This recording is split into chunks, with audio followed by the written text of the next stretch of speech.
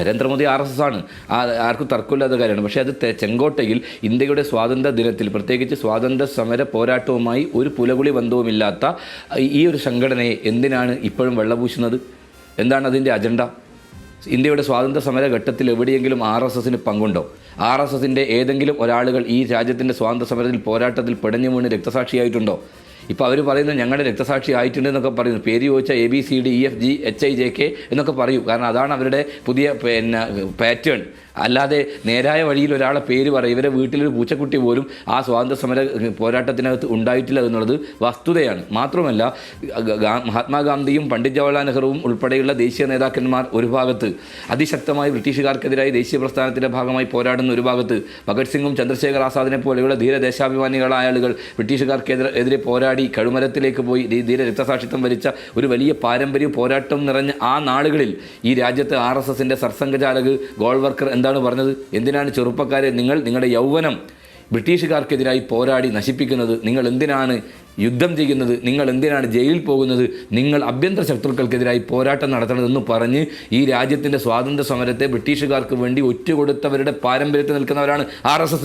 ആ RSSന് എന്തിനാണ് ഈ സ്വാതന്ത്ര്യ ദിനത്തിൽ ഇങ്ങനെ വാനോടെ പുകഴ്ത്തുന്ന? അവർ ചരിത്രത്തെ മാറ്റിമറിച്ചുകൊണ്ട് ഈ രാജ്യത്തിനകത്ത് കോൺഗ്രസും ദേശീയ പ്രസ്ഥാനവും ഉൾപ്പെടെ നടത്തിയിട്ടുള്ള ആ പോരാട്ടത്തെ ആകമാൻ ഇകഴ്ത്തി കാണിച്ച് ഈ തീവ്രവാദ സംഘടനയാണ് RSS എന്ന് പറയുന്ന തീവ്രവാദ സംഘടനയാണ് ഈ രാജ്യത്തെ ഏറ്റവും വലിയ സംഘടന എന്ന് മോദി എസ്റ്റാബ്ലിഷ് ചെയ്യുകയാണ്. അങ്ങനെ എസ്റ്റാബ്ലിഷ് ചെയ്തതുകൊണ്ടൊന്നും ഈ നാട്ടിലെ ജനങ്ങൾക്ക് ചരിത്രത്തെ ബോധ്യപ്പെടുത്താൻ സാധിക്കില്ല, ചരിത്രത്തെ തമസ്കരിക്കാൻ സാധിക്കില്ല. ചരിത്രം യാഥാർത്ഥ്യമായി നിൽക്കുകയാണ്. ഈ രാജ്യത്ത് ഒരു കാര്യം കൂടി പറയാൻ ആഗ്രഹിക്കുകയാണ്. ഇന്നലെ ഭാരത് പെട്രോളിയത്തിൻ്റെ സ്വാതന്ത്ര്യദിന കാർഡിനകത്ത് ഗാന്ധിജിയുടെ മുകളിലാണ് ആര്?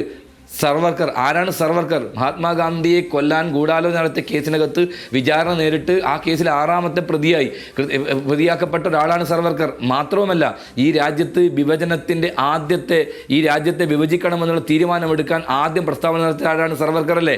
ആ സർവർക്കറല്ലേ ഹിന്ദുക്കൾക്കൊരു രാഷ്ട്രം, മുസ്ലിങ്ങൾക്കൊരു രാഷ്ട്രം എന്ന് പറഞ്ഞ് മുഹമ്മദ് അലി ജിന്ന പാകിസ്ഥാൻ എന്ന് പറയുന്ന ഒരു രാജ്യത്തിന് വേണ്ടി വാദം ഉന്നയിക്കുന്നതിന് മുമ്പ് ഈ രാജ്യത്ത് ദുരാഷ്ട്രവാദം ഉന്നയിച്ച ആളാണ് ആര്? സവർക്കർ. ആ സവർക്കറെയാണ് പണ്ഡിറ്റ് ജവഹർലാൽ പോലെ ലോകം ആരാധിക്കുന്ന, ലോകം കണ്ട ഏറ്റവും വലിയ ഭീഷണാശാലിയായ ഒരു ഭരണകർത്താവിനെ ഇന്ത്യയുടെ സ്വാതന്ത്ര്യ സമര പോരാട്ടത്തിനകത്ത് കടന്നു വരികയും തൻ്റെ സർവസ്വവും ഈ നാടിന് വേണ്ടി സമർപ്പിക്കുകയും ചെയ്ത് 9 വർഷക്കാലം ഈ നാടിന് വേണ്ടി ജയിലിൽ കടന്ന് പോരാട്ടം നടത്തി ഈ രാജ്യത്തിന് മതേതരത്വവും ജനാധിപത്യവും അതോടൊപ്പം തന്നെ ഒരു ഭരണഘടനയും സംഭാവന നൽകാൻ ഇന്ത്യ ഒരു മതനിരപേക്ഷ ജനാധിപത്യ രാജ്യമാക്കി മാറ്റാനുള്ള ശ്രമം നടത്തിക്കൊണ്ട് ആധുനിക ഇന്ത്യയുടെ ശില്പികളിൽ ഒരാളായി മാറിയ പണ്ഡിറ്റ് ജവഹർലാൽ നെഹ്റുവിനെ അവഗണിച്ചുകൊണ്ട് സർവർക്കർ എന്ന് പറയുന്ന രാജ്യദ്രോഹിയെ മാപ്പെഴുതി കൊടുത്തവനെ ഈ രാജ്യത്തിനകത്ത് പ്രതിഷ്ഠിക്കുമ്പോൾ BJP സംഘപരിവാർ കാണിക്കുന്ന നിലപാട് എന്താണ്? അവരുടെ രാഷ്ട്രീയം എന്താണ്?